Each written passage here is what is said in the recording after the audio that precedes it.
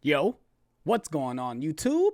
It's your boy Alex Thomas here, back with another video for you guys. I'm here with another review for you guys. I'm here to review Godzilla vs. Kong, released in 2021. It's out on HBO Max and currently in theaters.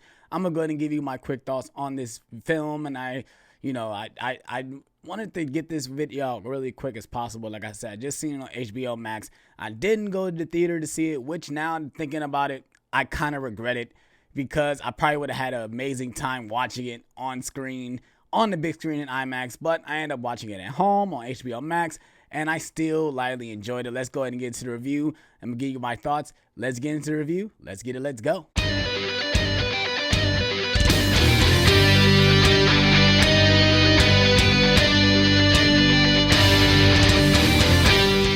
Alright, starting off, like I said, this is Godzilla vs. Kong, released in 2021 on HBO Max and in theaters. And the one thing I can say that really blew me away is that this movie is a spectacle. They really go all in out in showing how big this movie really is. Obviously, the characters are extremely huge, and they really do nail the tone of this film. The one thing I have to give credit is that this film is very self-aware, that this premise is very over the top. It really is. Think about it. You got Godzilla going against Kong, and I want to go ahead and give my quick thoughts on Godzilla and Godzilla the King of the Monsters, since I didn't review those. But I'm gonna give you my quick thoughts on those. I really enjoyed the Godzilla 2014. Yes, I do understand the criticism that most people wanted to see Godzilla and they didn't show him till the end. But when we got to Godzilla in Godzilla 2014, it was very enjoyable.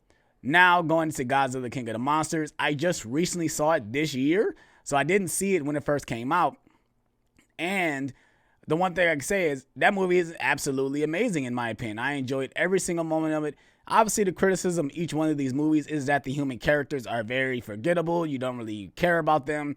But you're going to see these movies to see Godzilla. You're not really going there to see the characters. And going back to Godzilla vs. Kong, that's the one thing that this movie really does well.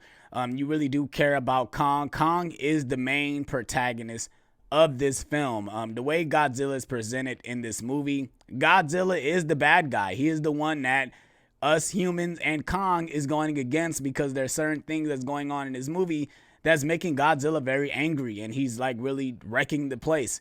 And the story is they have to go get Kong to try to figure out something that's going on with the Hollow Earth. And they have to get Kong to lead them into the Hollow Earth to get some type of thing so they can defeat Godzilla. And there's obviously other things going on where they're trying to defeat Godzilla. And Godzilla is trying to stop them because he knows that there's something going on. They're trying to do something to stop me from doing what I'm doing. And I said, the one thing I can say is that the fights between Godzilla and Kong are fantastic. When they first fight in the first shot, like when they fighting in the water, it's very well done. The one thing I give credit to the director and the cinematography is that they show everything. Everything is in a wide shot. You see all the action scenes on screen. And like I said, it really feels epic. When I first heard about this premise, I was like, okay, they're obviously going to do a monsterverse because everyone's doing the universe. But this movie really works well. It does mix between Kong Skull Island and Godzilla. They really do mesh these two franchises together, and it works like they're all in one universe. It really does work well.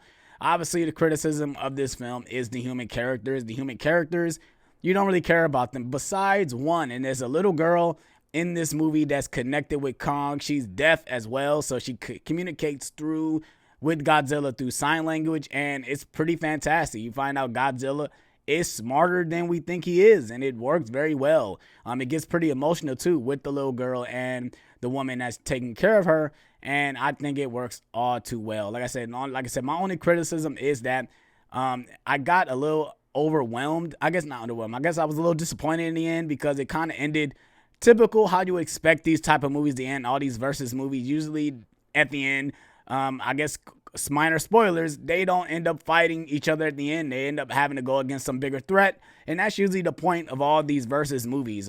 Usually something else happens where they have to fight together, and that kind of happens. Like I said, minor spoilers as well. Overall, I have to give credit. This movie was pretty good. I really did enjoy it. Like I said, I love how kind of self-aware this movie was. They understand that this movie is a very outrageous premise, and Like I said, I love the tone of the movie as well. Like I said, Godzilla really was good. Kong was the star of this movie. He really surprised me the way they took his character. He is a character in this movie as well. I said, if I had to recommend it, I definitely recommend it. If you love those other movies, if you love Godzilla King of the Monsters, if you loved Kong Skull Island, if you love Godzilla 2014, you're really gonna love this movie. You're really gonna enjoy it, and I really did enjoy it.